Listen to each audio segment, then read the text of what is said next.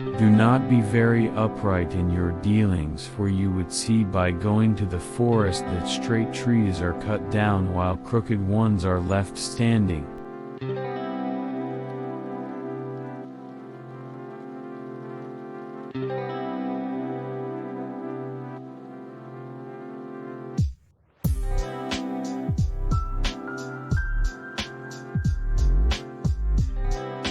The enemy's enemy is a friend.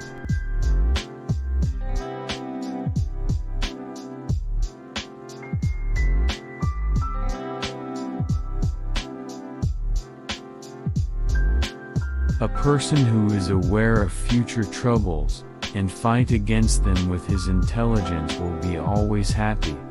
And a person who remains inactive, without working, waiting for good days to come will destroy his own life.